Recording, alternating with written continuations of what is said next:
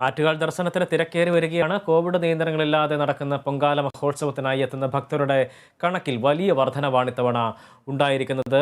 ഭക്തജനങ്ങളെ സ്വീകരിക്കാനുള്ള നഗരസഭയുടെ നേതൃത്വത്തിൽ നടക്കുന്ന തയ്യാറെടുപ്പുകൾ അവസാന ഘട്ടം പൂർത്തിയായി കഴിഞ്ഞു.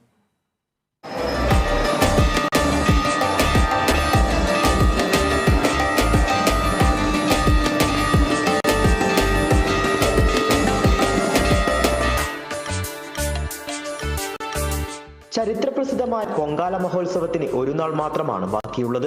ആറ്റുകാൽ ക്ഷേത്രത്തിൽ ഉത്സവത്തിന്റെ 9ാം നാൾ നടക്കുന്ന ആറ്റുകാൽ പൊങ്കാലയ്ക്ക് വലിയ രീതിയിലുള്ള തിരക്ക് അനുഭവപ്പെടുമെന്നാണ് കണക്കുകൂട്ടലുകൾ. അതിനാൽ തന്നെ ദർശനത്തിനും മറ്റുമായി പ്രത്യേക സൗകര്യങ്ങളും ട്രസ്റ്റ് ഭാരവാഹികളുടെ നേതൃത്വത്തിൽ ഒരുക്കുന്നുണ്ട്. നഗരസഭയുടെ നേതൃത്വത്തിൽ നടക്കുന്ന തയ്യാറെടുപ്പുകൾ അവസാന ഘട്ടത്തിൽ എത്തി നിൽക്കുകയാണ്. 2020 പൊങ്കാലയ്ക്കായി എത്തിയ ഭക്തജനങ്ങളെക്കാൾ 40% വർധനവുണ്ടാകുമെന്നാണ് പ്രതീക്ഷിക്കുന്നത്. 3300 പോലീസുകാരെയാണ് സുരക്ഷാ ജോലിക്കായി നിയോഗിച്ചിരിക്കുന്നത്.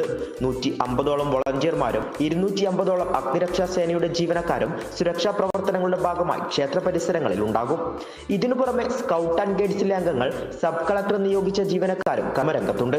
KSRTCയുടെ നേതൃത്വത്തിൽ 400 സർവീസുകളാണ് ക്ഷേത്രത്തിലേക്ക് അനുവദിച്ചിരിക്കുന്നത്. കഴിഞ്ഞ ദിവസത്തോടുകൂടി തന്നെ ദർശനത്തിന് തിരക്കേറി തുടങ്ങിയിട്ടുണ്ട്. ചുട്ടുപൊള്ളുന്ന വേനലിലും പൊങ്കാലയിടാൻ വേണ്ടി എത്തുന്ന ഭക്തർക്ക് ആവശ്യമായ നിർദ്ദേശങ്ങൾ ആരോഗ്യ വിഭാഗം പുറത്തുവിട്ടിട്ടുണ്ട്.